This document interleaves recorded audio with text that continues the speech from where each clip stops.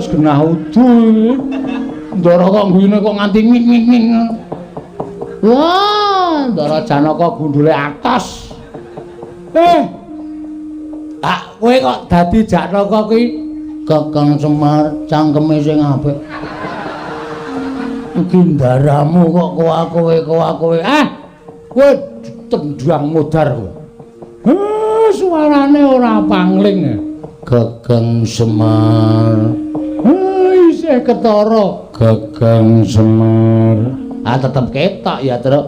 Kakang Semar. Gegeden. Slendrik. Gegeden kok slendrik ora. Aneh-aneh ora. Kakang Semar ayo padha mapanana ing ngendi ku jenenge? Ngendi, Truk? Kok Selakanda Warubinangun. Ngopo? Kakang Semar basa. Kakang Semar ki wong tuwa, kena nggo patuladan. Ora basa karo Bandara. Dosa Kakang Semar tak sanggane. Ora apa-apa. Ngopo ning Selakanda Warubinangun? Piknik Dharma Wisata. Cahedan. Wis ayo aja kokean pertingsing.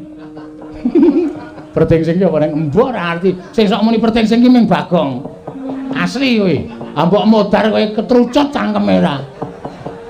Asem. Ayo Kakang Semar ana ing Bale Marti Ukunda. Jaya Binangun Kakang. Wis ben nek konangan sing asli diajar mbok men.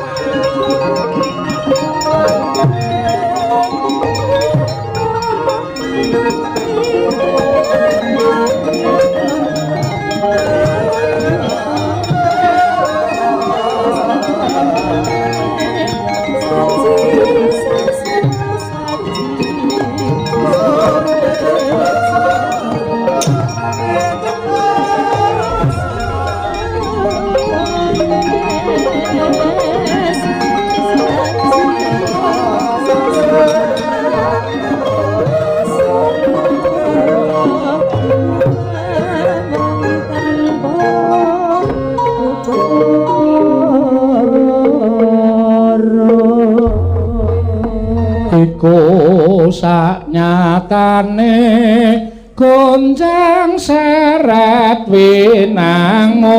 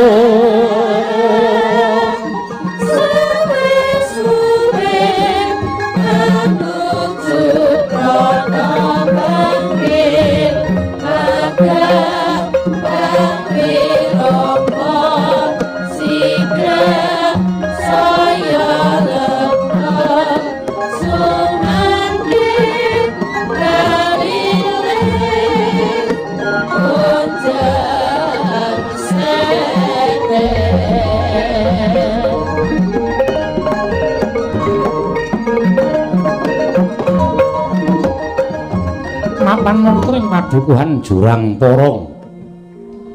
Sinten ing lenggah madaning padukuhan Jurang Porong menika ta warnane tilas Jawata ingkang manjalma dadya Punakawan.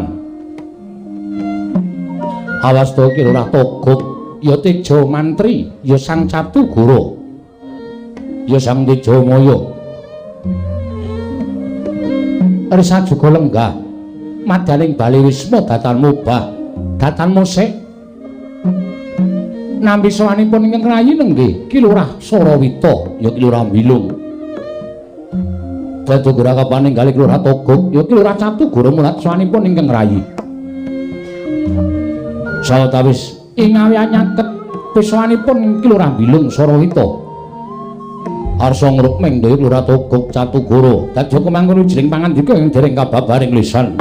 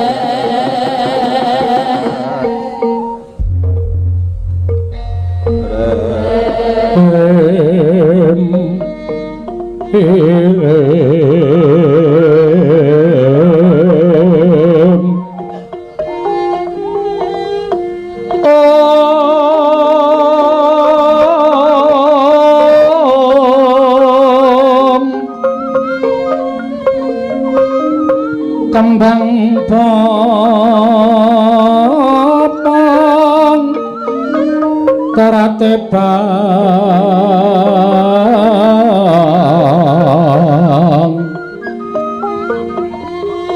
perayungan woma lengkung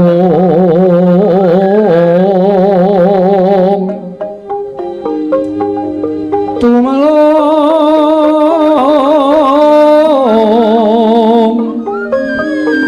rumambat wetyan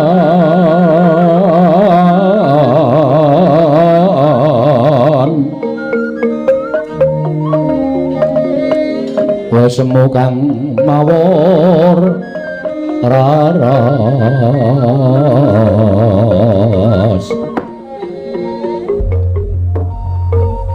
slamet tekamu tolong ana ing jurang porong kene pangestune Kang Togog slamet tekaku Kang aku ngaturke bektiku katur ya Kang Togog ndak tampa ora kaya biasane kok kaya lesu kaya ora duwe krekat lan sarengat semangat nggone Kang Togog manem Brama kalawan rawing Ratu Agung sejagat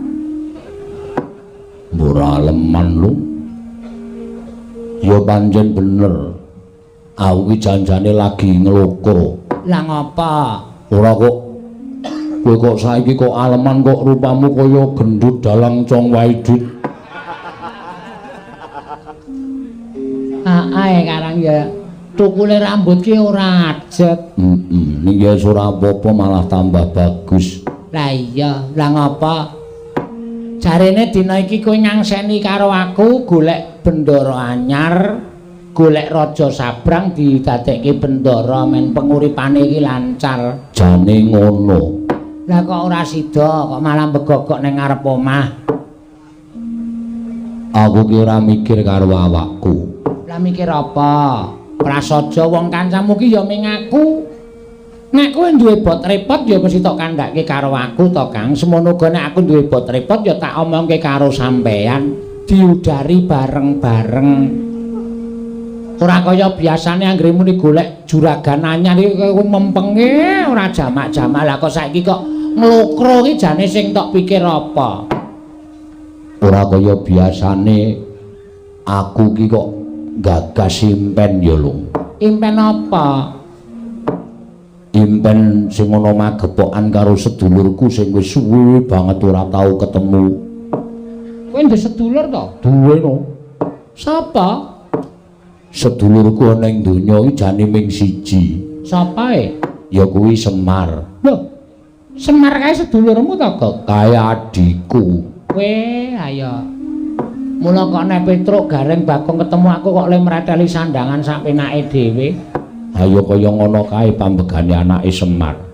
Monggo Semar kuwi urip ning tanah Jawa, kowe karo aku urip ning tanah Sabrang. Lah kok dadi Semar ki manjing ning impenku. Lah kowe ngimpi apa perkara Semar?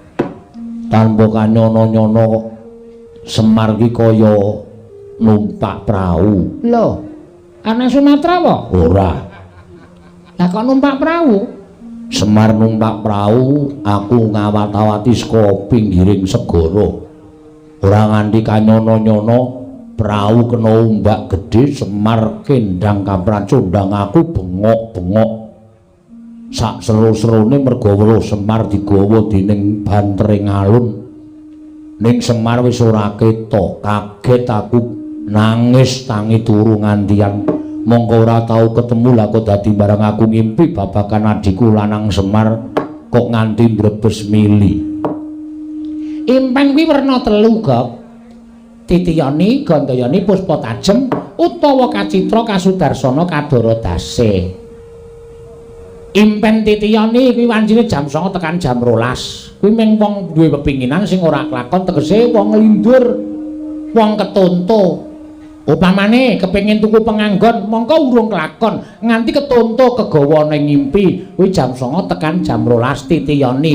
Gandayani kuwi jam 12 tekan jam 2 kuwi impene wong turu. Wong ki nek ora ngimpi jam semono kuwi ngibarate wong mau wis bisa disebut mati suri. Oh, malah kowe ngerti. Ngerti.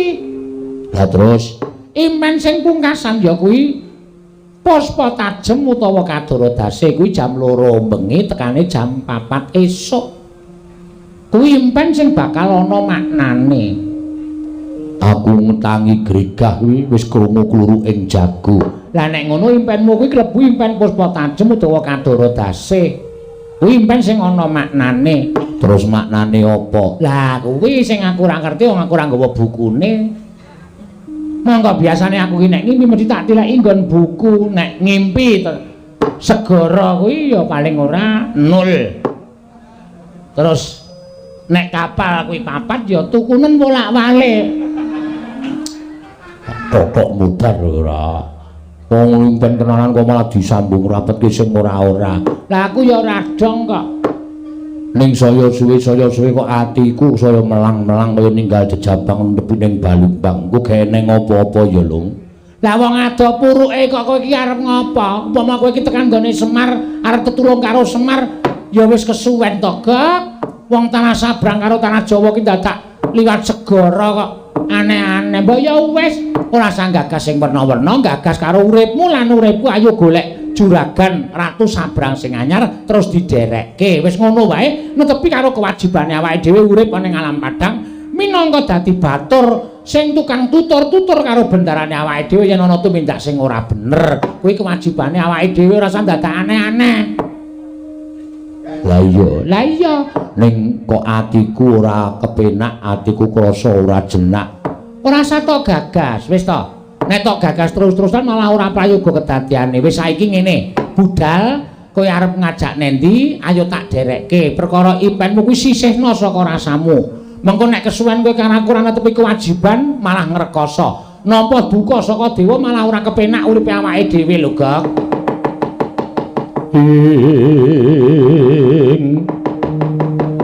Tokok yen malegak legok trembilong kang sarawita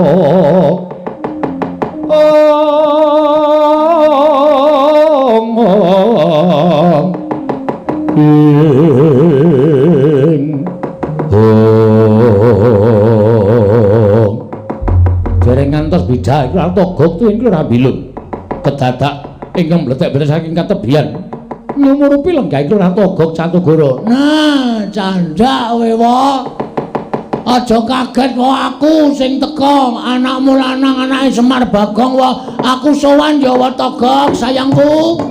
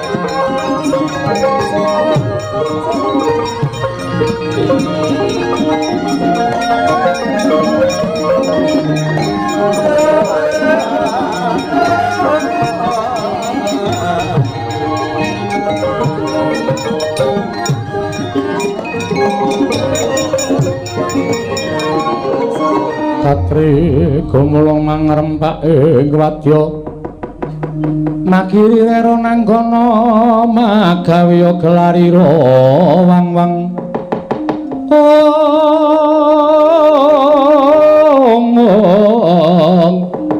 makiri rero nanggana magawe gelarira wang-wang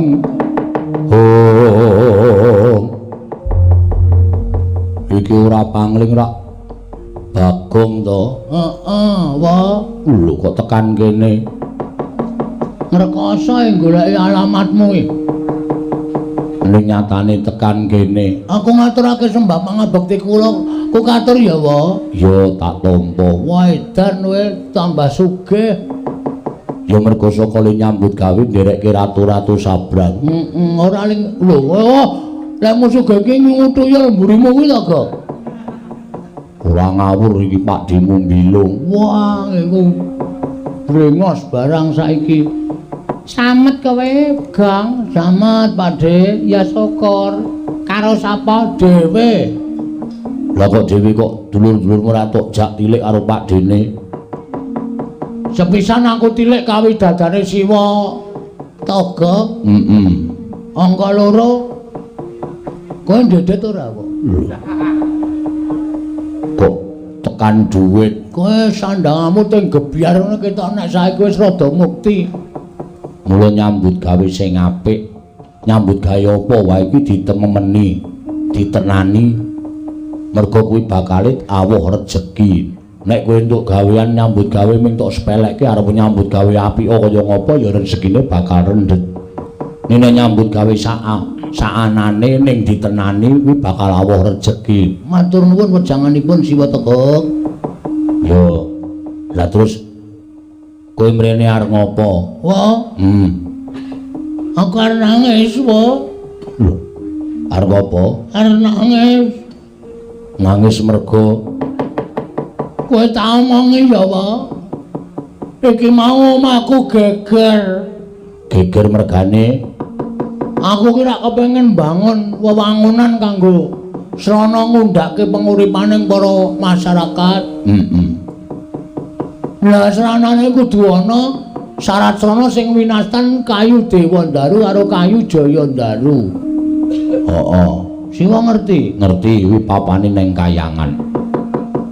Terus saya tak takon karo Watami. Togok. Nek apa jenenge Siwa iki jane kakangne bapak. Iya, tuwa dhewe aku. Nomor 2 bapakmu. Nomor 3 Bathara Guru. Bathara Guru ki sengitra bapak ya, Wong. Oh wis suwe. Mergo bapakmu ngantekan seprene iki ora tau gelem sembah, ora tau gelem tata krama karo Bathara Guru.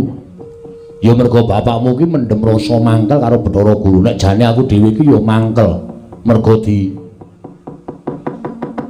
diapusi karo Bathara Guru.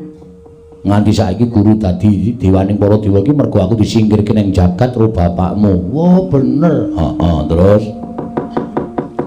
Bathara Guru rawuh nang nggon aku njaluk Dewandaru Jayandaru dadi geger. Lho. Geger Aku mungsuh apa jenenge? Dewa-dewa perang. Mulai edan kowe iki. Kowe iki mung titah kok wani karo dewa. Nyatane menang kok. Lho, iso menang. Ora ndelok. Ora. Wah, telat lehmu teko wae. Sono iki nang ndelok wayang jam 09.00. Ora bengi-bengi lagi teko. Ayo wong kekuatane utawa duwene kalodhangan lagi saiki kok. Lah terus Bathara Guru nyekel ces. Trio apa dah? apa? Pusakane Bathara Guru Jes Trisula. Aku melayu, Gareng melayu, Petruk melayu. Terus bapak ngadepi Bathara Guru. Bathara Guru dawuh ngene. Taunana Windanana kayu Dewandaru Jayandaru ora bakal tak paringke Bagong. Terus bapak syaratnya apa? Aku manut. Aja kok wujud bondo donya. Patiku aku ikhlas. Nek kakang ikhlas patine dadi srana syarat bebono kayu Dewandaru Jayandaru. Kakang Semar tak boyo ning tak gawa-gawa. Ning kayangan tak cemplungke ning cawan kawah Candra Dimuka. Gareng nangis, Petruk nangis. Gareng yo melu, Petruk yo melu. Lah saiki Semar karo Gareng karo Petruk digawa adimu si sapa? Bathara Guru kuwi ketoke arep dipateni nang kawah Candra Dimuka wae. Tungan kowe. Wah, cangkeme kuwi. Ngono kuwi kaget kok malah nyangkem-nyangkem kowe. Kaya torong. Torong dengkulmu tenan kok aku ora ngapu. Wah, lha hebat kok.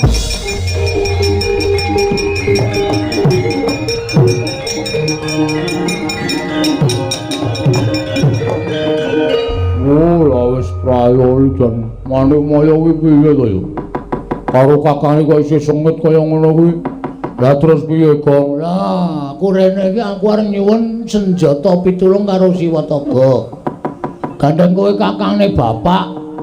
Nek kowe ora mbelani bapak, berarti kowe iki ora tresna karo bapak. Aku tresna karo bapakmu. Saiki piye carane Siwataga supaya mbelani karo bapak? Wis ngono wae. Nek Siwa ora gelem mbelani karo bapak, ora meng aku sing ora trima. Ning sak anak putuku ora trima karo Wataka, ajar dhewe kowe. Se wong sapa-sapa kok arep diamuk lho. Wis, mangsulan. Gong, Apa? aku wis sumpah sak jek jumlek wis aku wis emoh munggah ning kayangan. Wis dadi titah ya dadi titah. Waduh. Terus? Lah nek kowe pengen njaluk pambiyantuku, aku ya iso mbantu ning ora munggah ning kayangan. Sapa sing kon munggah? Kuwi tuyul mburimu kuwi. Milung ya ora gelem munggah ning kayangan. Lah terus?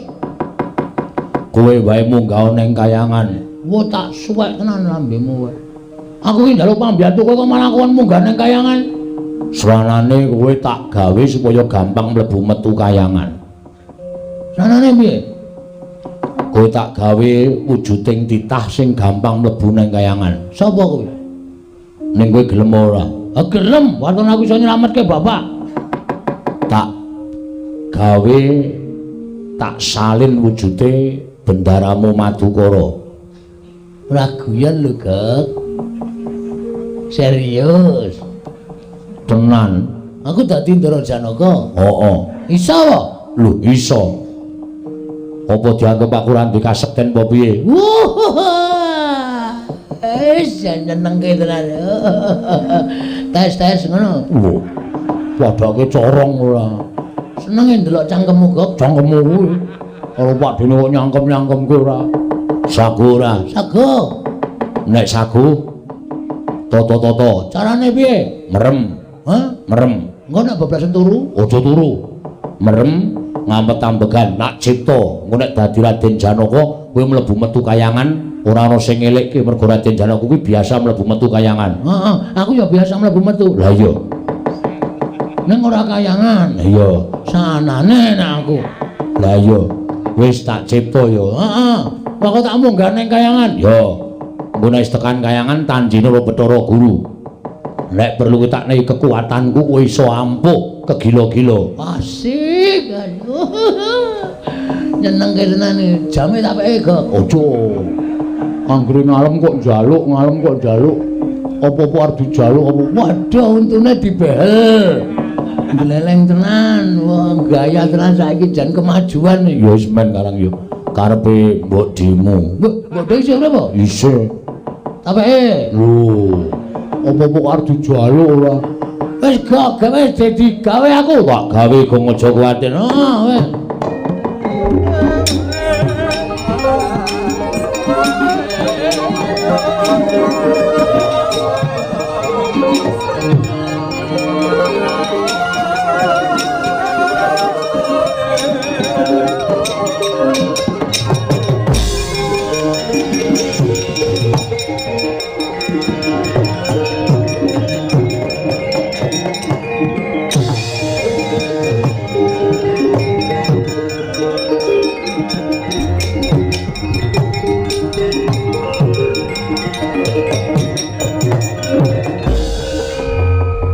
Wis.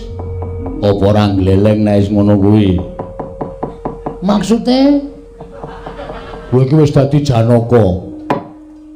mulan moro sangar jenis menyogang kamanungsan.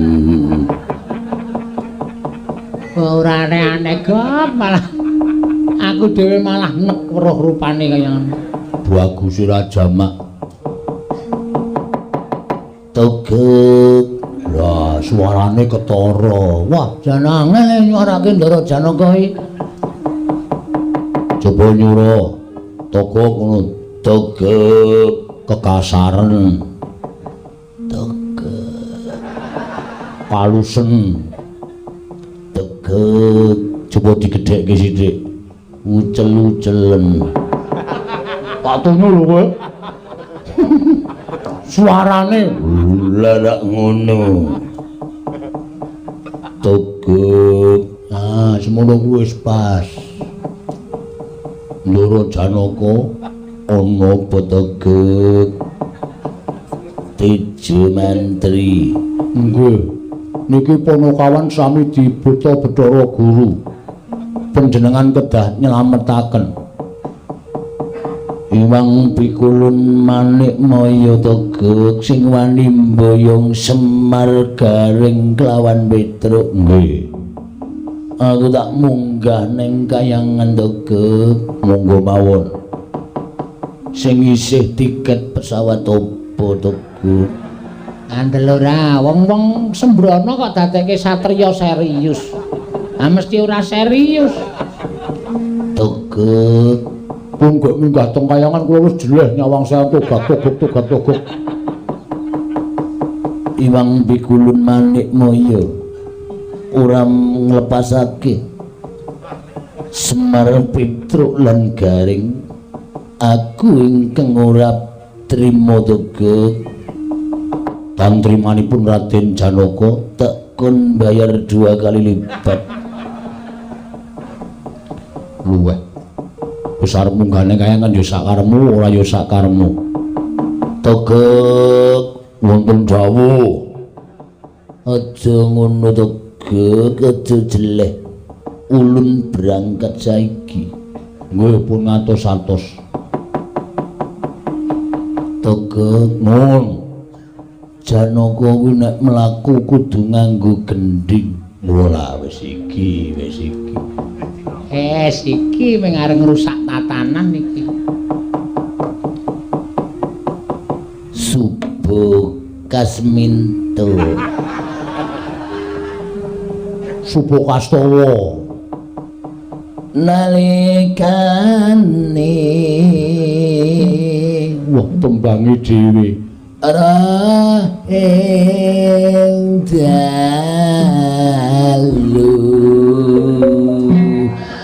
wong aku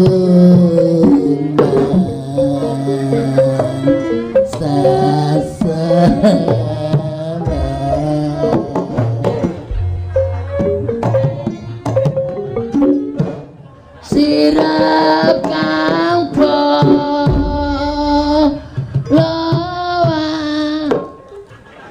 kowe iki gerangan ya ora tanja kok, Gok. Wong Bagong kok dadekke Janaka iki rak malah kaengko ditonton kawula rak do ngising-ising ndara Janaka nek konangan sing asli piye? Mbok semen mutar mbok men. Aku ya sugah caturanku Bagong ora mesakake galo kae malah nyaruk-nyaruk lemah bleduke ra jamak-jamak.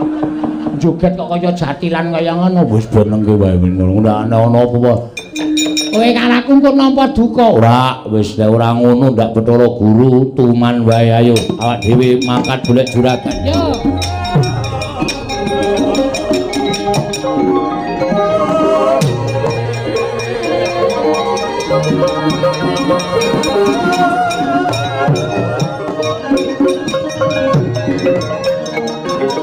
Anggunge pranone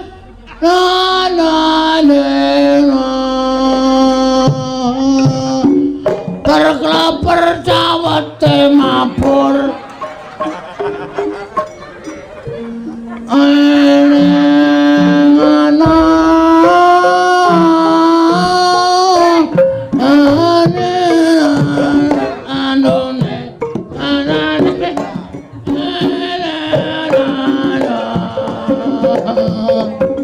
Perkeper manuke mabur. Bar wadahe saiki manuke mabur kabeh ya ben. Nalikane roh ali aku raeng dalu wong aku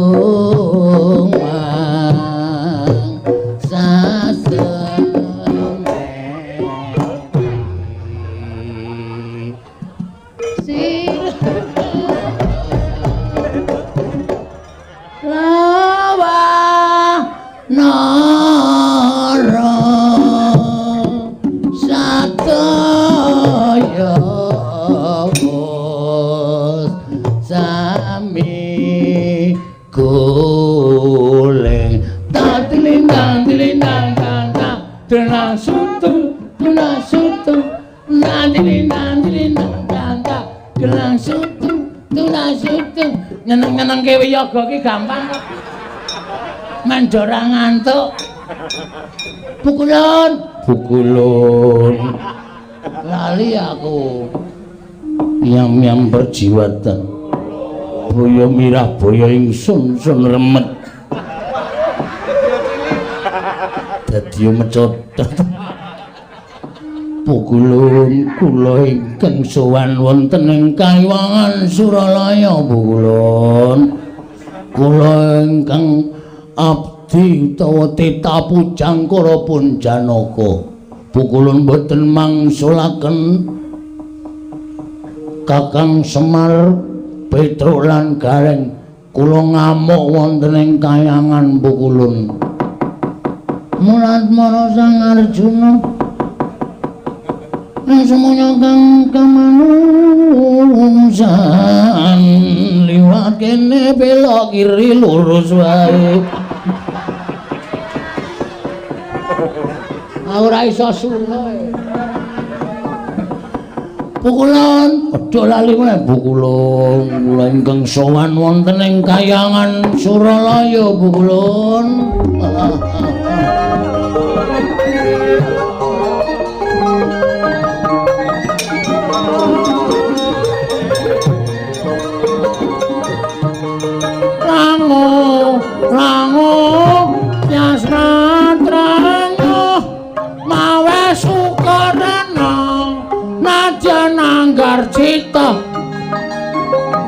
napas to iki, Mas.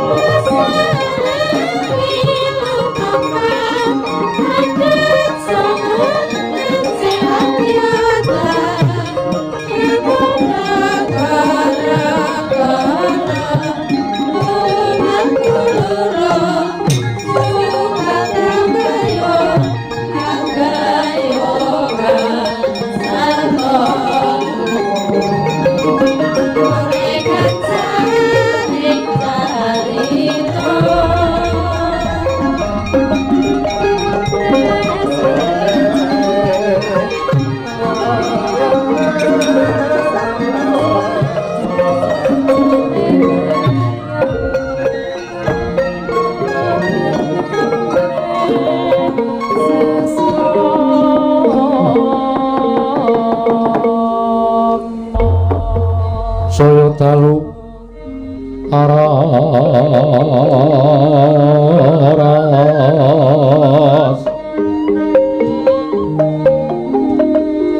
abyor sorot lintang kanggo adab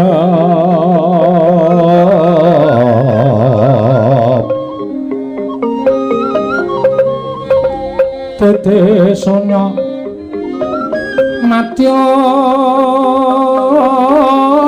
ratri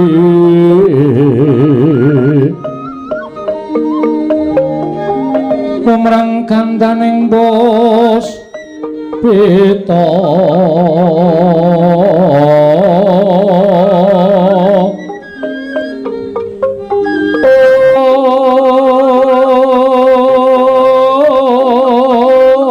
karengguan putyanira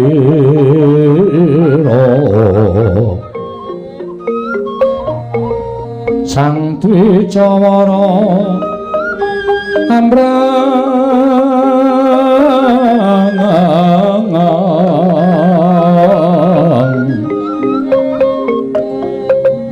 suaraning matu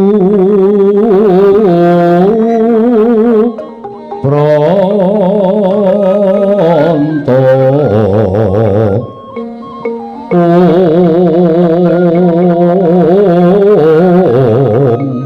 om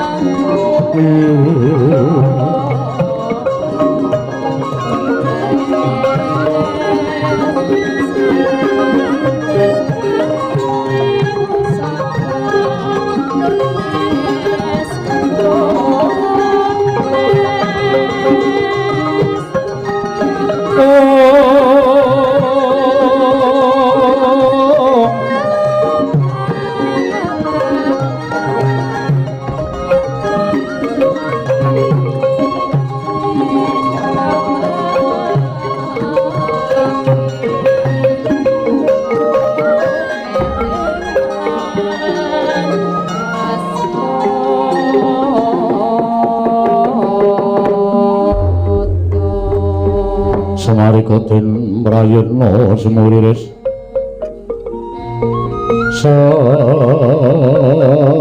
semuriris eko balik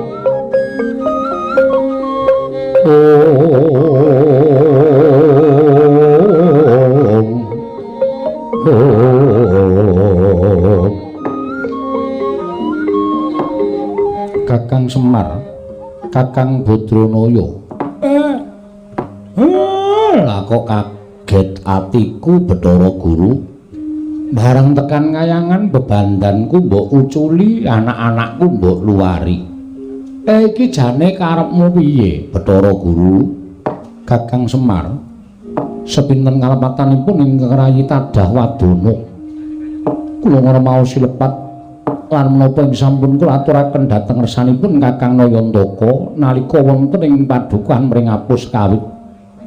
Menika namung kinarya samudana hanjajaki dhateng madhep mantepipun Kyai Semar anggenipun bebantu dhateng Kang Putra pun Bagong. Piye ha? Kyai Semar Kakang Badranaya kula aturi lenggah wonten ing inggil sampun ngantos kados mekaten menika. Aku mbok kon tata krama, mbok kon nyembah. Aku wis samapta ing gati sawigahing diri. Nek pancen kuwi dadi sarana tumruning Dewa Ndaru lan Jaya Ndaru, dadi syarat srana Bagong kene bakal mbangun papan panggonaning para kawula kanggo ngundhakake marang uripe. Inggih. Namung semantena Kakang Badranaya sedaya ingkang kula aturaken dhateng ngersanipun Kakang Semar menika mboten lair batos. Tegesipun sakmangke kula mboten darbi niat nyemplungaken Kakang Semar wonten ing kawah Candradimuka. Dosa menapa ing badhe kula sandhang menawi kula wantun tumindak kados mekaten. Jurjeng andika menika kalebet tiyang sepuh kula, kadang kula Werda Kakang Semar Badranaya. Kuwi tenan apa piye Bathara Guru? Lair batos kula mboten badhe wantun matur dura dhateng ngersanipun Kakang Badranaya, Kakang Ismaya.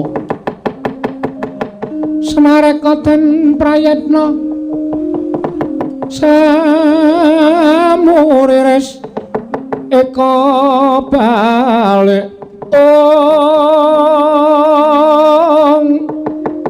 titiyani gandayani trisanya purnama sasi gilar-gilaraning tengah latar milang lintang Bima Sekti. Kakang Semar menapa sampun aturaken menika mboten namung kandhek wonten ing pangucap nanging kababar dados pakarti keparenga Kakang Nayantaka paring pangaksama dhateng klindhuning patrap ingkang rayipun Jatimurti ingkang sampun wantun munjuk atur ngersanipun Kakang Semar kados ingkang sampun aturaken wonten ing padukaan pringapun. Manik Maya.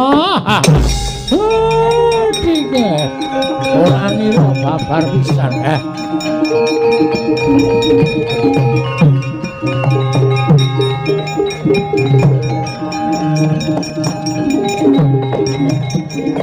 Bumi kuncing langit kelap-kelap katon lir kincang ing risang mawe gandrung.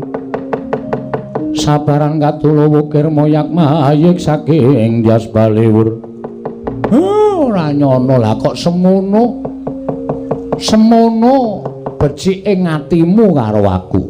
Jebul sing tok kandhakake mau mung lamisan ora kandhas tekaning batin. Kowe menehi pangapura karo aku. Lah saiki nek ngono aku nanjiki nek pancen aku ora kudu natohake nyawaku karo Bathara Guru ya adikku Manik Maya. Dewa Ndaru lan Jaya Ndaru tak jaluke Bagong mengko ndak bingung urip dhewe eneng pringapus. Kakang Semar sejatosipun kalodhangan ing kados mekaten menika sampun kula antu-antu sawetawis lami. Kula nanggen kula kepengin ngatingalaken katresnan kula dhateng Kakang Ismaya sarana saged sak pejagon kelawan Kakang Semar. Sirmu piye? Kakang Semar monggo sak mangke sekedhap. Kakang Semar badhe kula sugata dedharaning para Jawata pelempertangga jiwa lan Jambudipun Nirmala supados sak mangke dipun dhahar sarengan kaliyan ingkang rayipun Manik Maya miwah putra panjenengan Ulagareng menapa dene Petruk menawi mangke sampun tuwuk nggih adhahar kang seger nggih anginum tumunten kula piyambak ingkang badhe maringaken Dewa Ndaru lan Jaya Ndaru kelawan pun Bagong Kakang Semar. Pancen kuwi lahir batin ya. Wis suwe banget aku rasa pejagong karo adikku Manik Maya nek pancen kepengin nyugata karo wong tuwa. Aku mengkari manut Bathara Guru Surawati ngendika staken dawuh kula. Lang-lang dia mangungkung.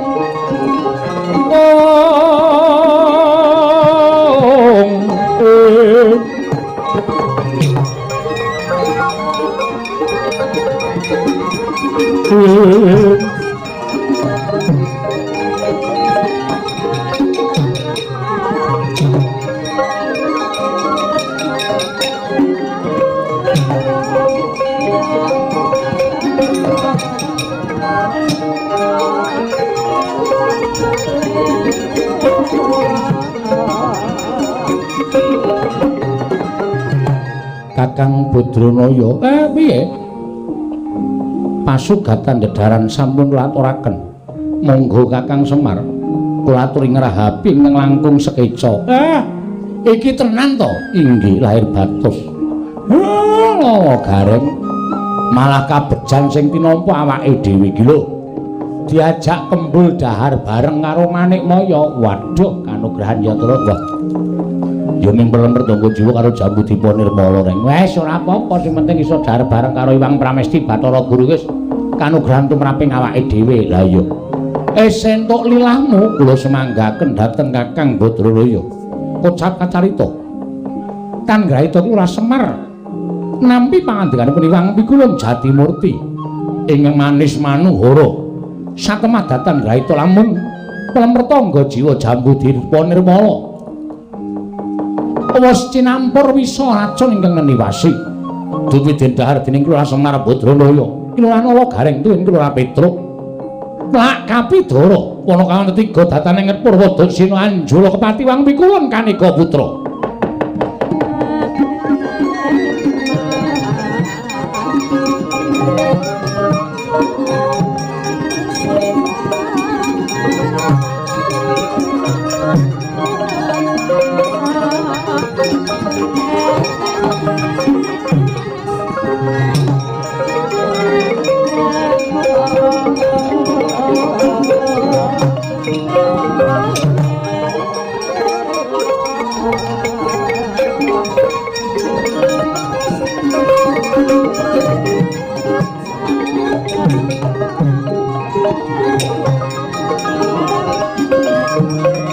Iki apa ya?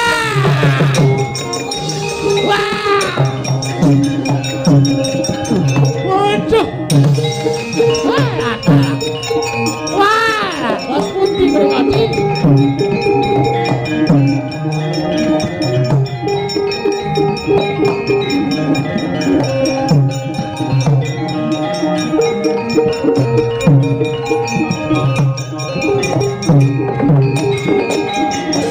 Kumikun sing langit kelap-kelap katon lirkin sanging risang mawe kandrung sabaran katul wukir moyak mayik saking dias balewur warkencang arudayang mak pong mbok bolong kali cedhi sapa sing gawe lah kok mboten namung jagat ingkang kelepetan dadosanipun Adi Pramesti Bathara Guru nanging kayuwangan ugi kelepetan dadosanipun Adi Pramesti Manikmaya wah pripun ingkang sekawet ingkang raka isi dipangudal menika sampun bombong marem bingah.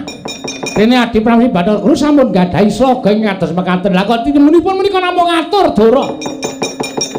Jambu dipunirmala pramur tangga jiwa sampun pinaringan wisa racun niwasi wekasan dados jalaran Kakang Semar Nalagareng menapa Dene Petruk. Ingkang samangke boten emut Purwodasina Surawati wonten dawuh. Bathara Indra wonten timbalan. Panakawan katelune bandanan papan ning pinggiring Candra Dimuka ulun pribadi mengko ing bakal nyemplungake Kakang Semar Gareng Petruk ana ing kawah Candra Dimuka Surawati.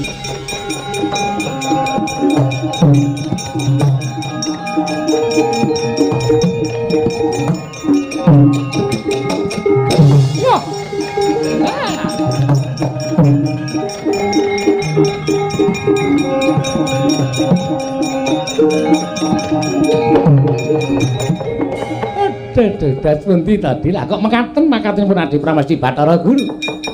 Kakang Semar menika kadang paduka, kadang merda. Menika Kakang Ismaya lah kok panjenengan mentala damel cintrakanipun kadang piyambak. Namung betahipun panjenengan menika kepengin dados tiyang ingkang nguwaosi dhateng jagat mujatosipun panjenengan menika boten nguwaosi ning sing kuwasane niku Gusti ngakarya loka. Panjenengan piranti ning Gusti supados nitipriksa dhateng mubamu sing para titane kok walah kok kaya ngono. Kayangan kok dados reget kados mekaten awit makatenipun Adi Pramesti Bathara Guru menika kula mboten sarujuk, kula mboten mathuk. Kakang Rada menawi Kakang Rada mboten sarujuk mboten mathuk perkawis menika kula ingkang badhe nanggel. Sampun ngantos ngembe dhateng Kakang Rada, kula inggih badhe matur tunggak waru godhong dadap. Kula mboten badhe melu-melu mboten badhe garap. Nek wonten menapa-menapa kula semanggaken dhateng Paduka Pramesti Bathara Guru. Kula ingkang badhe nanggel Kakang Rada. Kula semanggaken, kula semanggaken.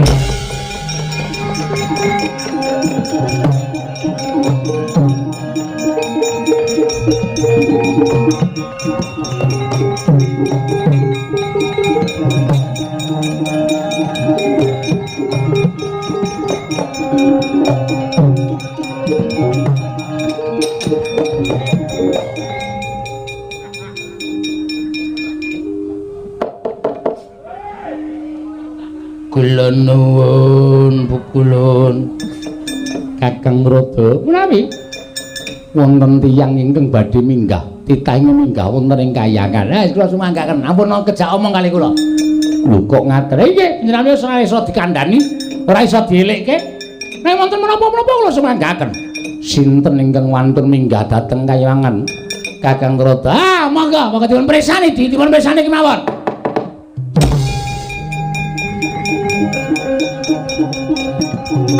Kakang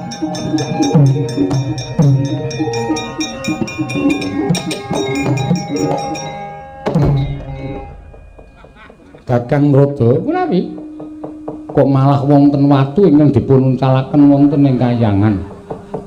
Lah iki piye ana titah kok sangu watu barang iki? Wes sajake ora nrimakake lakon iki kula semanggaken Rataya wis ana tanda-tanda ora prayoga. Dewa iki nek pangertine elek watu barang tekan kayangan. Pun menika kula trinanggel. Sinten Kakang? Kula semanggaken. Kula ingkang badhe methuk titah menika. Mangga, Di.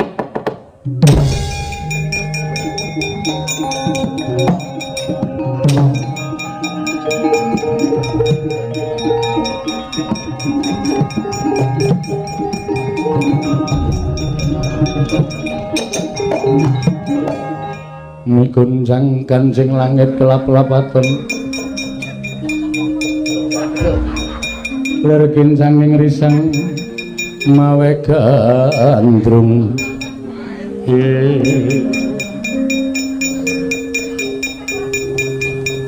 Janaka niku Arjuna kena ngopo kita satriya kok sangu watu namit pasang Kalimantabi tinebina ngiloduni maling tangtung bulun kuweng nayapun Janaka ngabiyanto ngesumaduka wangadi pukulun.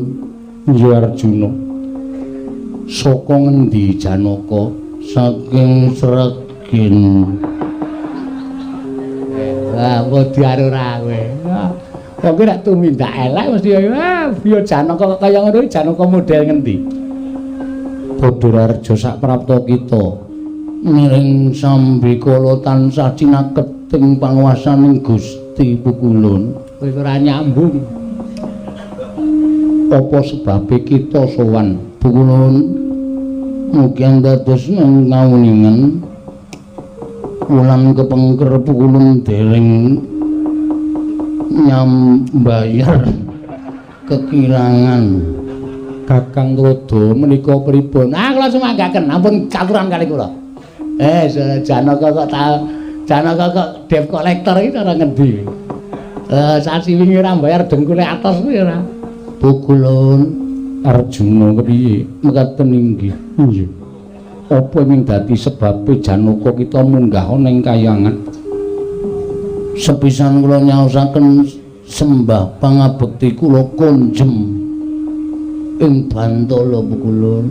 Ya ulun tampa Dungkap angka kalih Pukulun. iya Janaka. Kula madosi panakawan kula. Sapa? Setunggal Kakang Semar, kalih Kakang Garing, 3 Kakang Petruk. Kok Kakang kabeh iki piye iki? Menawi ngendikanipun para kadang-kadang pedagang angkringan ingkang sami mirsani dhateng lelampanipun ringgit Purwosdarunadas Pukulun. Kakang Semar Nala Gareng kaliyan Petruk menika dipun beta wonten ing kayangan Suralebaya. Menapa inggih kalersan mekaten Pukulun?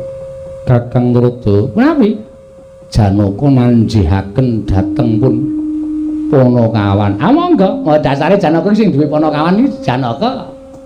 Nek panjenengan dasya dhateng para Panakawan sing duwe mesti ora trima mesti goleki. Lah paring dawuh kemawon. Pripun lakon sejatine ora tak ditutup-tutupi nek pancen wis wani nanggung perkarane ya kudu wani bloko. Arjuna Pukulun badhe tindak pundi kok aremipun muni maknuk-nuk. Janaka kok ngrungokke arem barang iki ben ora. Wonten pundi Pukulun? ya Janaka uwun prasaja kelawan jeneng kita. Mekaten Pukulun. Sinten Kang? Mboten kula mboten. Yen to Semar, Garing lan Petruk mapan ana ing kayangan.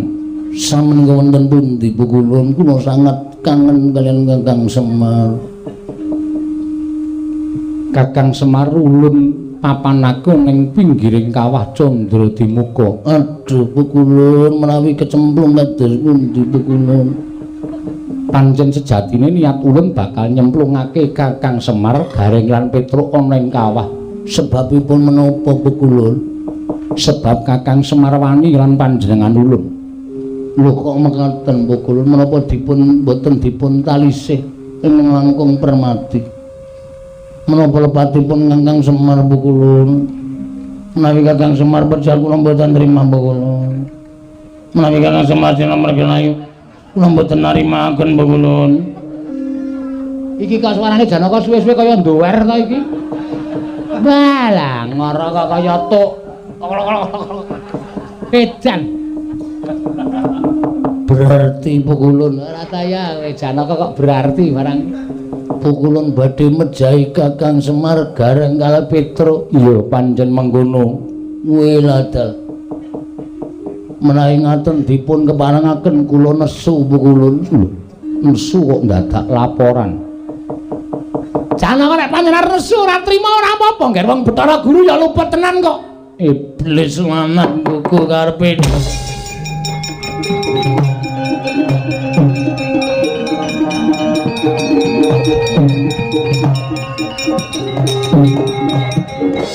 Wah, iki Janaka kok malang kerik kaya Werkudara. Pukulun Bathara Guru wis ora pantes dadi guru nang kayangan.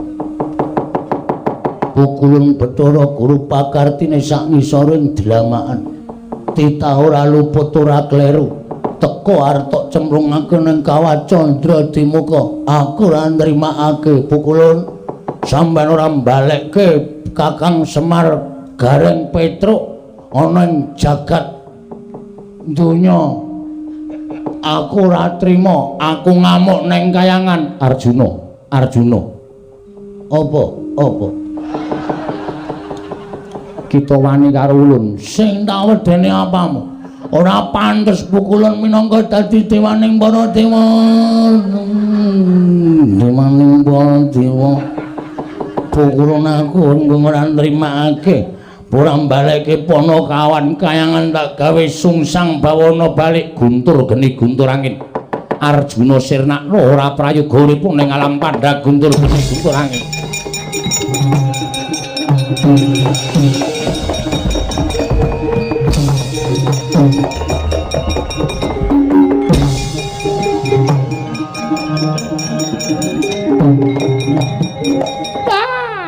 Dalah perkencang marudayang pak pong bu bolong kali code sawa sing gawe. Iki sing jeneng wong arep kewirangan ki ning kene iki. Kakang Narada ki menapa malah gumujeng? Ha iki gumujeng. Wong sampeyan dikandhani ya wis ora gugu. Sampeyan ora bener dibenerke ya wis ora gelem melu. Nyatane kaya ngene iki Janaka ora kena guntur geni guntur angin ora apa-apa, malah katon mencorong cahayane. Kakang Narada. Lho kok Kakang? Pukulun Narada. Ampun tumut-tumut perkara niki Pukulun Narada. Kakang Narada, nadyan Arjuna mboten kenging guntur geni guntur angin. Kula dawahi Cis Trisula mesti lebur tanpa dadi. Monggo. Arjuna, kula wonten dawuh Pukulun. Tak tibani Cis Trisula. Kelakon sirna margalayu kula aturi namaken Pukulun kula mboten badhe ajeng kalian Cestri Amin Trisula Pukulun mati dening ulun keparat.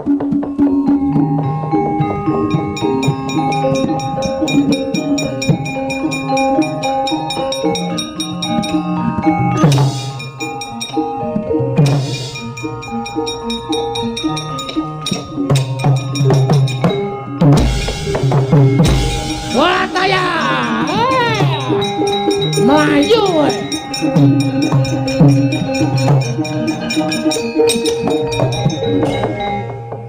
bareng nibani Cis Trisula Ratu Mama klepat lunga saka kayangan. Pukulun panjenengan sinten? Ulun Bathara Narada. Oh Narada, ya. Kok kaya jog dengkulmu mlacak. Diwehe padake kaya teko ora. Iki sapa to janjane? Pukulun kula ingkang ngabdi ingkang wayahipun Janaka. Janaka. Nggih, Permadi. Permadi. Wilikiti. Wilikit. Kumbang ali-ali. Kumbang ali-ali. Kumbang madu dan racun. Iki ketoke delok suarane iki ya. Aku jane ora panglene ngarep bedhek kok wedi. Kowe iki jane sapa to? Pukulun kula ingkang wayahipun Janaka. Janaka iki bojone pira coba? Kathah Pukulun.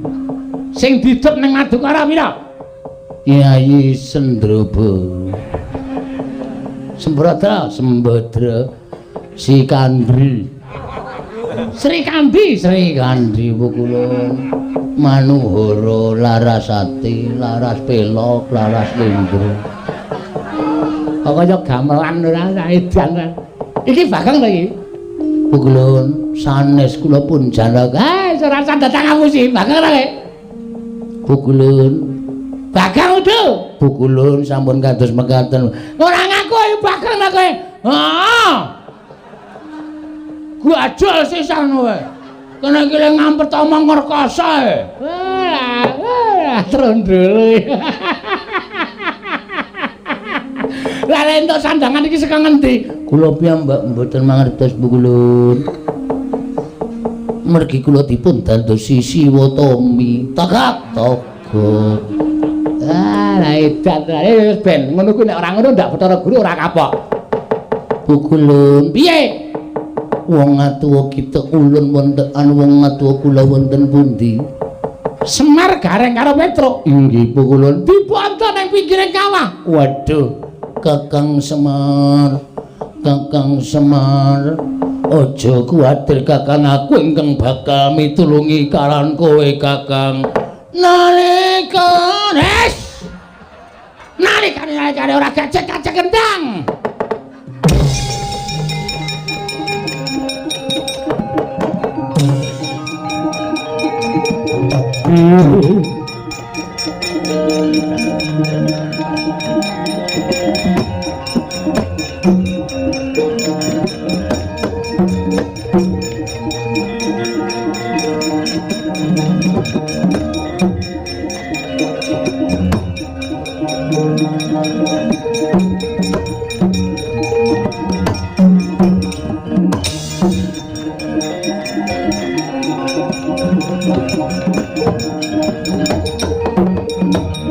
Narayana Subang Mangaruna kadinetrane nganggo rapo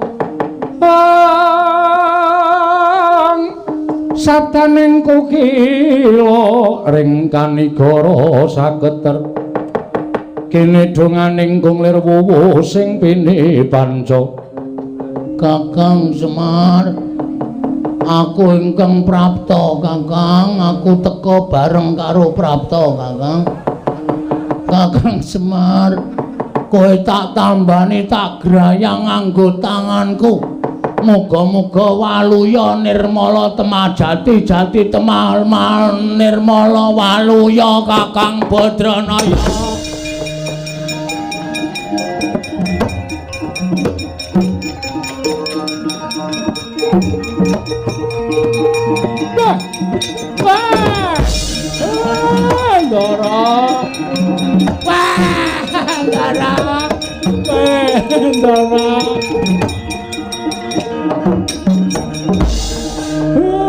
Ngaturaken panuwun nggih Den, sampeyan wis nulungi kalih kula.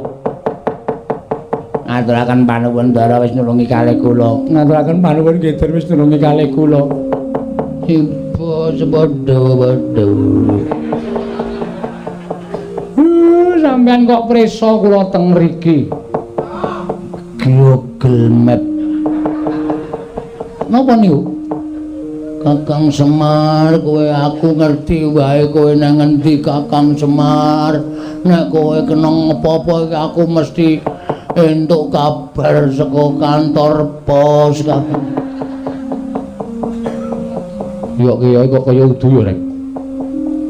Iki kok Ndara kok suarane kok kaya bar watuk to iki. Nala garang Petereo.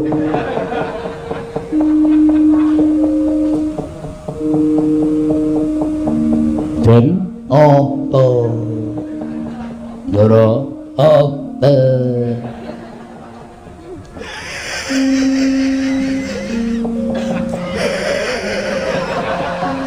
Oh, genah udu. Ndara kok guyune kok nganti nging-nging. Wah, Ndara Janaka gundule atos. Kowe kok dadi Janaka kuwi? Kakang Semar cangkeme sing apik. Iki ndaramu kok kowe. Kowe tendang modar kowe. Suarane ora pangling. Kakang Semar. Isih ketara. Kakang Semar. Tetep ketok ya, Truk. Kakang Semar. Gegeden. Slendrik. Begeden kok slendrik ora. Aneh-aneh ora. Kakang Semar ayo padha mapan ana ing ngendi ku jenenge? Ngendi, Truk? Kok Selakanda Warubinangun. Ngopo? Kakang Semar basa. Kakang Semar ki wong tuwa, kena nggo patuladan. Ora basa karo Bandara. Dosa Kakang Semar tak sanggane. Ora apa-apa. Ngopo ning Selakanda Warubinangun? Piknik Dharma Wisata. Cahitan. Wis ayo aja kokean pertingsing. Pertingsing ki apa ning embok ora ngerti. Sing sok muni pertingsing ki mung Bagong. Asli kowe. Ambok modar kowe ketrucut cangkeme ora. Asem. Ayo Kakang Semar ana ing Bale Marti Ukunda. Jaya Binangun, Kakang. Wis ben nek konangan sing asli diajar mbok men.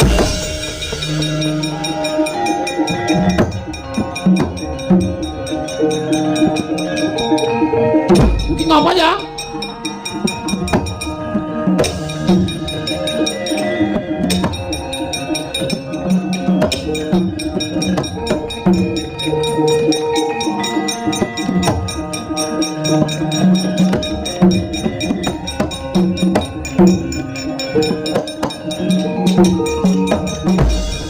Arsa madangi jagat tumungup-mungup paning sapucaking wukir marbak bang sumirat keneng soroting surya mega lan gunung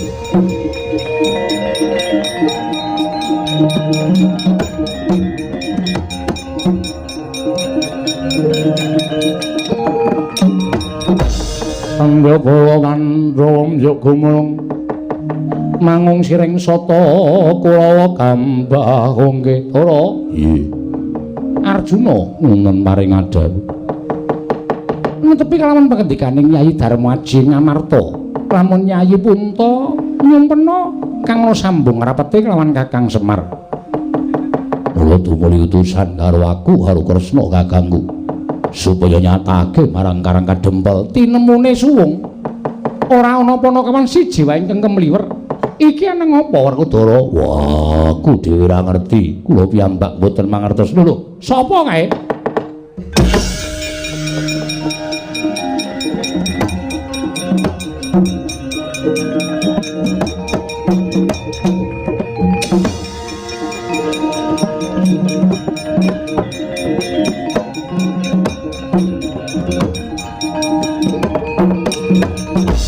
Rata laruta saking godha sang kura-kura yen amodosa sang Sri kula ngaturaken sembah pangabekti kula kunjuk iya Kresna Luntampa menawa napa pukulan dene sumengka tindakipun pukulan Sang Hyang Jagat Girinata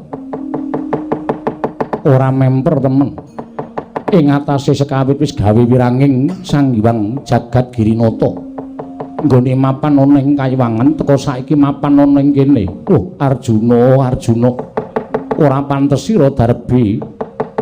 Ya kuwi kanugrahan langing jagat lan curing bawuna lamun kita Janaka wis mentala ngerang-erang sarta gawe wiranging para dewa. Ulun paring dawuh mekaten keparingipun. Kita ingkang sekawit mapan ana ing Kayiwangan ulun mlayu saka ing Suralaya. Keplayu awit nggon kita bakal nyelametake kelawan Kakang Semar Garing apa dene Petruk. Teka saiki mapan ana ing kene, niat kita pancen kepengin gawe wiranging Jatimurti ya ngono apa piye Janaka.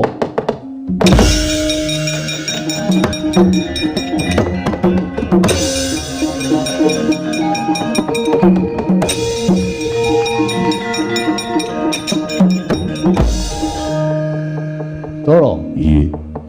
Ngendikane Hyang Pikulun Jatimurti iki kok nutuh keluputan lawan Janaka. Wah, iya.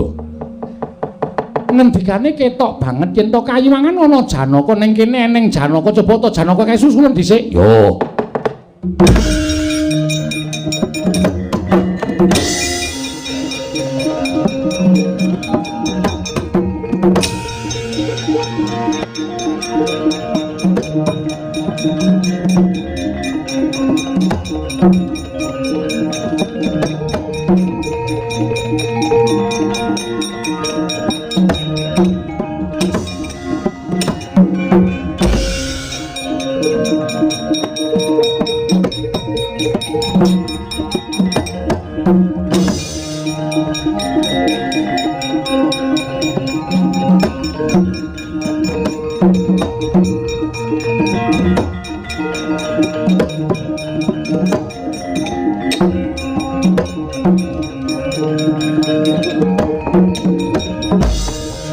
Tanpa pamit Hyang Pikulun Jatimurti paring dawuh blingeng rayi sampun damel wirangipun Hyang Pikulun Bathara Guru cetha Kayiwangan wonten tiyang ingkang mimba dhateng rayi panengah pun Madukara ning ora grusah-grusuh kaya ngono to Janaka mengko mundhak malah salah kedaden ora prayoga nggo pitung aja watur cakepe nae dhewe kok ora bu kula kepengin nyatakaken ayo karepun Kakang aku melu.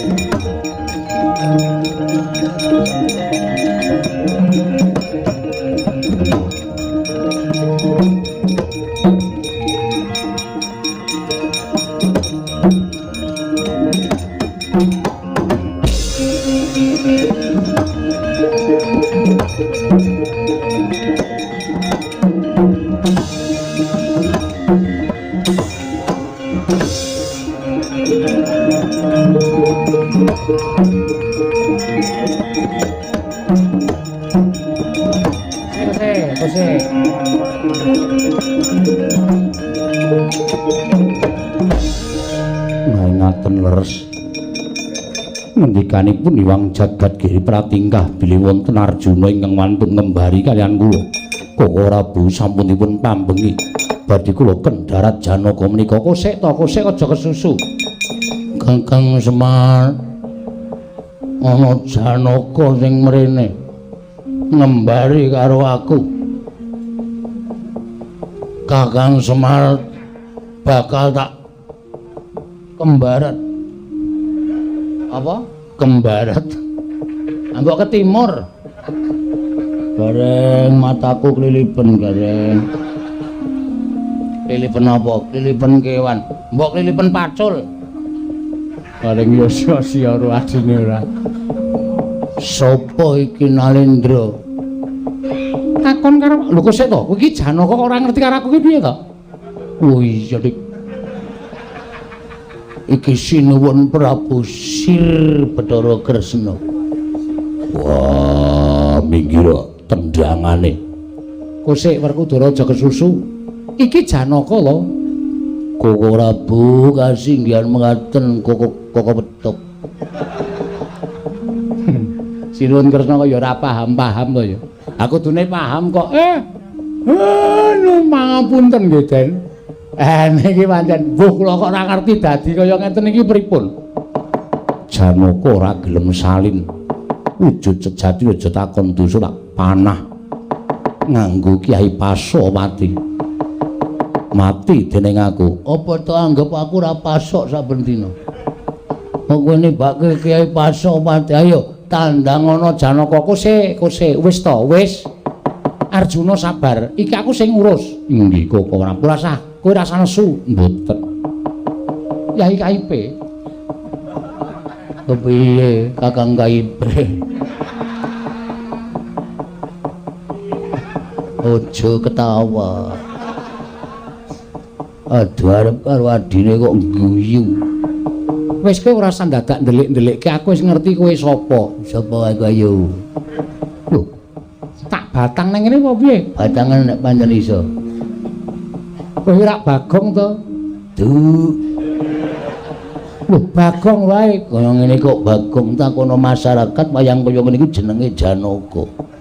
Lho lah iya ning kedadian saka Bagong sing ngomong sapa? Tak batang kowe aja selak. Kowe Begawan Durna. Udu. Ngawur wae ora. Ngaku wae. Petruk dalem Kresna iki maliyane Begawan Durna. Ayo diajar bareng-bareng kose. Ngawur wong Durna wae kecore ra melu kok. Wah iya. Ngawur ora. Wah, Kresna ora iso mbadar iki tendangane. Kose Werkudara kose. Wis saiki aja guyon, aku mau guyon. Ayo temenan. Kowe bali kaya wingi uni. Aule bali liwat endi? Lho, le bali liwat endi piye? Aku ora iso bali. Kakang Semar piye? Kula ya ora wani. Lah sampean nuwun sewu. Wong ya ora prayitna ngoten kok. Mbok ya nganggo peningal batin, nganggo permana jati. Anak kula kok iso ngglelenge kaya ngeten iki sebabe apa? Oh lah dalah. Nyuwun pangapunten, kula nyuwun pangapunten.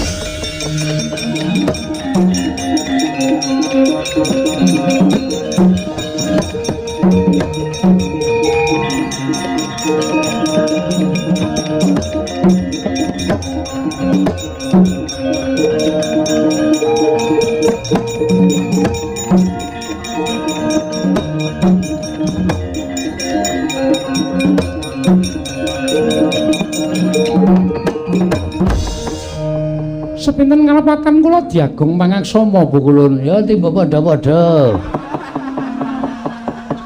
Bu Kulun kula ngaturaken bekti kula kunjuk. Ya Janaka tak tampa mbah aku dadi wong ampuh. Wah. Asih prana kakekku aku ngaturke bekti. Weh, Tru. Nggoyangmu ora iki. Aku kok ndoro Werkudara muni asih, yang ora asih to, asih dasmu iki. Antil sisan kowe ora badar-badarke. Ora ono klawer prek ora. Ngomong sengane ngawur ora. Ya Kresna ora dadi ngopo, Arjuna ora dadi ngopo, Werkudara ora dadi ngopo. Sapa iki? Iki anake sapa iki kok? Bagong kuwi Sang Hyang Bathara Wenang. Wah, ya ora terus mecingkring ngono. Sirah disungkemi anak bojo mung dinyak-nyak ya nek ora midak telek. Bagong kuwi iki dewa kok midak telek. Wah, wis kurang ajar temenan iki ora serangan iki rasane. Ayo medhon. Kedangan Bagong kok dadi pakartine kaya ngono. Bagong. Ngopo? Kuwi Sang Hyang Wenang. Cah cilik ya ini klicah-klicik. Besok sekolah ora wae. Ngarep ora mlebu meneh, alasan mumet ta.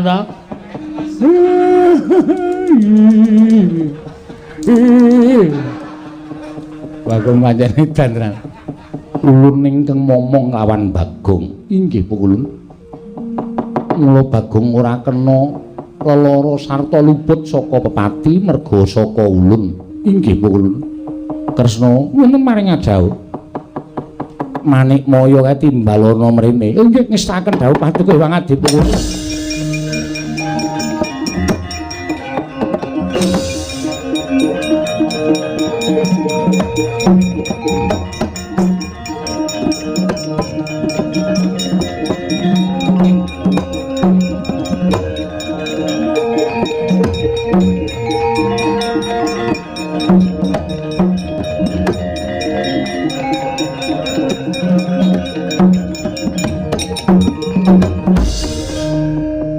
Manikmaya wonten dawuh Pukulun. Sira jejering diwaning para dewa mboya prayitna lamun sejatine ulun ingkang ngomong lawan Bagong.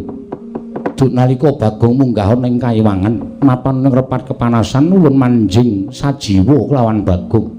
Mula Bagong ora temama ditamani guntur geni guntur angin lan ora apa-apa ditamani Cestri Sula sabab saka panguwasa ulun. Guru wonten timbalan. Kita ngerti Semar iki sapa? Semar kuwi kadang kita.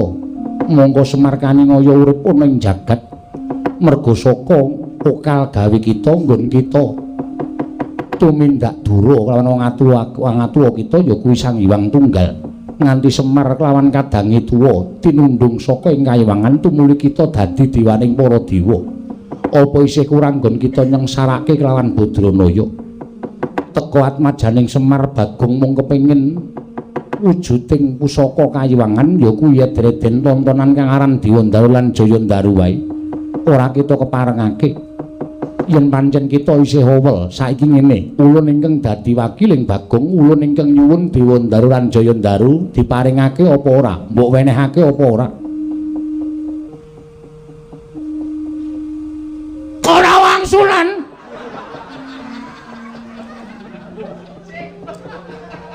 Nanti kon Sang Hyang Wenang kaget e. Wedi aku. Ayo cangkemmu ora. Ana dewa ning ngarepe kok bengok-bengok ora. Ngapunten nggih Pukulun. Ora dadi ngopo. Kita kuwi wong dugal kewarisan. Mekaten inggih. Menake ora? Iya Bagong. Ulun paringake sah. Oke. Pun diparingke Pukulun. Bagong Tampanana. Yen nganti Bathara Guru Cidra ora maringake Dewandaru lan Jayandaru, ulun ingkang bakal duka kaliyan Bathara Guru. Kapokmu kapan? Mangsane ora. Dicoba. Iya, Bagong. Mengko dhisik. Saiki? Iya. Pukulun Bagong matur saiki ya kudu tok jupuk saiki.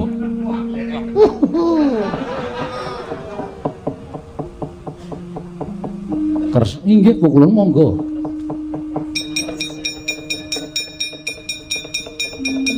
Lho maju kok ancor. Iki dudu ancor nanging Dewandaru lan Jayandaru. Bagong, dalem Pukulun. Tampani Bagong, nggih dadi syarat nggon kita mbangun rancak niring Sambikala wiwit Purwa Madya lan wusanane. Satemah bisa paripurna kanthi becik lan apik ya Bagong. Matur sembah sewu nuwun Pukulun. Ulun kundur makayangan. Nggih, ndherekaken sugeng tindak Pukulun. Iya ya Bagong. Bathara Guru kundur makayangan kita tetep dadi dewaning para dewa. Kresna Werkudara Janaka Semar bali marang Madyapada. Inggih ngestaken dawuh paduka Hyang Adi Pukulun.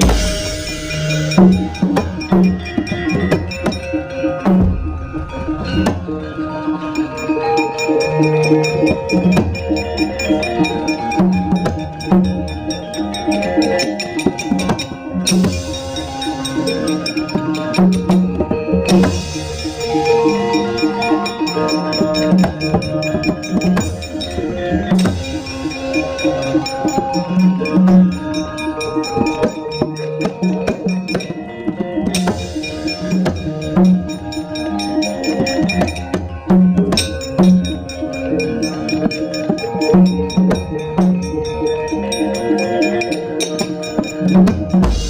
Pripun? Senengane kok duwe kuwasa kok kumawasa. Wenang digus wenang-wenang. Kang wasa kinarya godhol. Anten-entene panjenengan ora kewirangan to. Bagong jingkrak-jingkrak. Coba to. Kayu Dewantara karo Dewantara kok dikothek-klothekan tok tek tok tek tok tek. Nek ora Bagong ora to. Nggih Kakang Trudo. Mulane kok sampun ngastu mindhake mboten sae, mboten prayogi dadosanipun. Kakang Trudo kula sampun ndodho ing ngalepatan. Nggih, mugi wangsul dhateng pakarti ingkang sae lan tansah njejegaken wonten ing Kahyangan Suralaya Adi maneh para guru.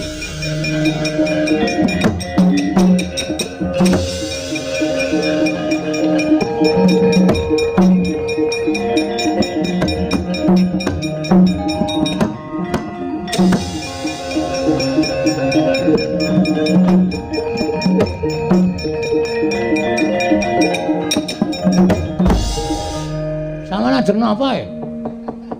Wah.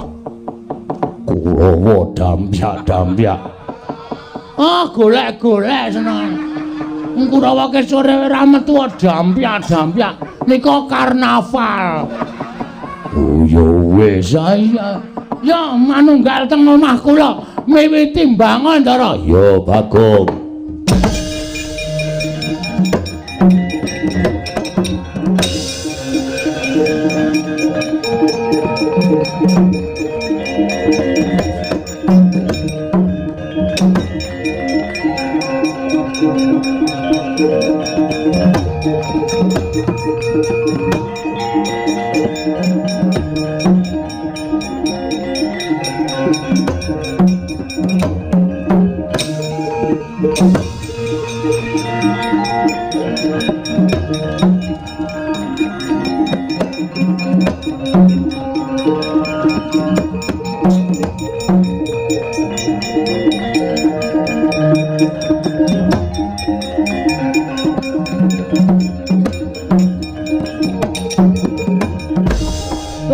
Gandeng wis entuk syarat seranane. Aja nganti kendhat nggone tansah nyuwun ya Bagong. Nggih, Pak. Muga-muga rancak liring sambikala. Wiwit saka purwa madya wusana tansah pinaringana kawilujengan saka saning dat Kang Purwengdat. Nggih. Sesuk nek wis paripurna dadi sarana papan iki ngentasake marang uriping para kawula saengga isa makarya kanthi becik lan apik. Nggih pangestukake dawuh. Durga mendhak kala sirna iki dadi uduming gaweane Bagong tok. Ning dadi gaweaning para Panakawan nggone bakal mbangun wewangunan ingkang dikarepake dening anakku si Bagong. Siapa? Purnaning Gati. Wis bubar to, Pak? Wis. Aku kok isih kepengin pentas e. Sesuk. Liya dina. Waduh nang kotak meneh terus. Wis ora apa-apa. Umpek-umpekan meneh. Purnaning Gati Sura Sudraja ingkang ratsuh brasta tapi kula Darmastuti rahayu samya makarya rahayu samya pinanggih. Kula pribadi lan kanca-kanca minangka dados rombongan kula nek wonten lepate nyuwun pangapunten. Mugi-mugi sedaya pasugatan menika saged tinampi dening ngersanipun para lenggah diniya dereng. Kula namung budidaya benjang sageta sangkung saking ingkang sampun lampah.